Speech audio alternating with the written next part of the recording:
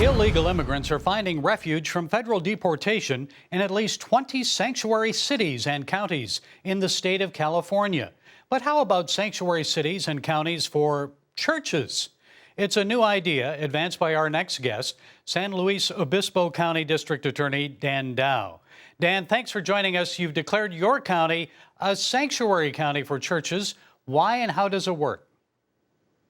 That's right. Well, first of all, since the coronavirus pandemic, our governor and our Department of Corrections and Rehabilitation has released tens of thousands of state prisons inmates because we're afraid that they may contract the coronavirus. While doing that, they've also now made it a crime by making it a misdemeanor for people to sing in their houses of worship.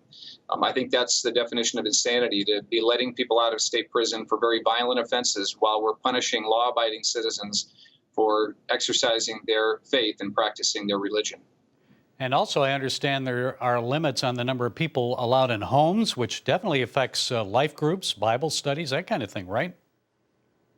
That's right. There's a general prohibition from having meetings indoors in homes or in other locations, 10 or more. And so it absolutely does also put a restriction on people for any reason wanting to get together, but especially important for those people of faith that want to gather in a house church or in a small group setting.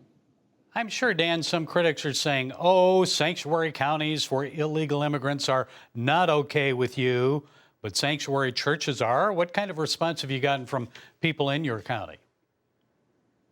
Well, as you may know, and the public needs to know, is every district attorney, at least in California, has what we call prosecutorial discretion. We have an obligation to only go forward on cases that we can prove beyond a reasonable doubt, and also that they would be in the interest of justice. As I alluded to earlier, strongly feel that it would be against the interest of justice for us to punish criminally citizens choosing to worship God or their whatever religion they have at a time when we're going through a pandemic. I mean, if anything, we need people to spend more time in their faith, seeking help from the Almighty to answer this coronavirus and to protect our communities and our nation.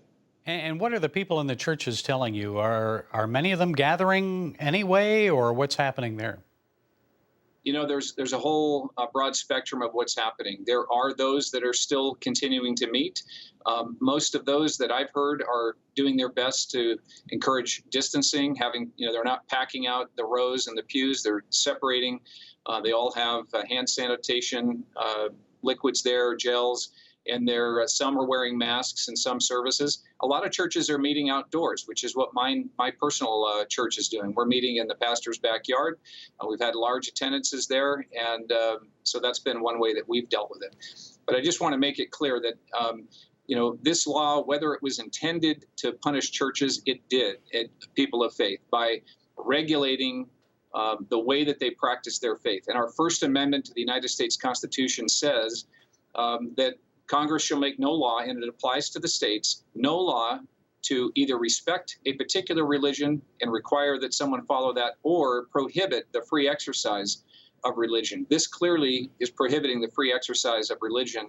And as the district attorney, my charge is to protect the citizens, both from law violators, but also from laws that overreach. And in this case, I believe this was an overreach that I'm not willing to support and prosecute in my county. And that isn't even really a law, is it? It's just an executive order or a gubernatorial decree?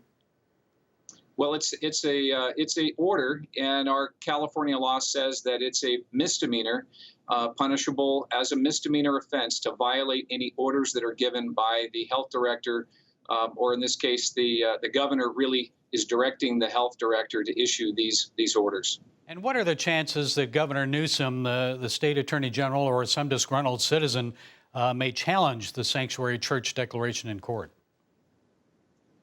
Well, the district attorney has the complete authority to bring all criminal charges in California within my jurisdiction of the county. The attorney general can, at his discretion, come in and choose to prosecute cases that we do not go forward on.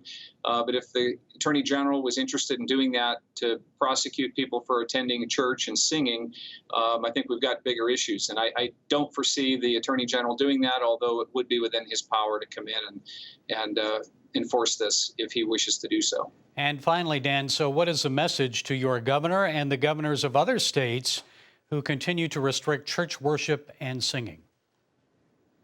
My message is that while it's important that we protect the health and well-being of our citizens, we need to encourage people of faith, no matter what their faith is, to come together to pray for our communities, to pray for an end to the coronavirus. And we cannot let our desire for health and safety to trump or violate the rights that we are all guaranteed under the Constitution.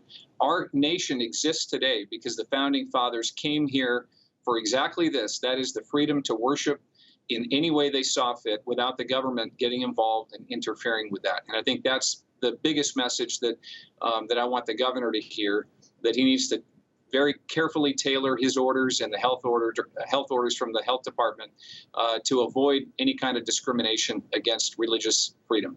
Okay, San Luis Obispo County District Attorney Dan Dow, thanks for sharing your time and your insights. Thank you, Gary.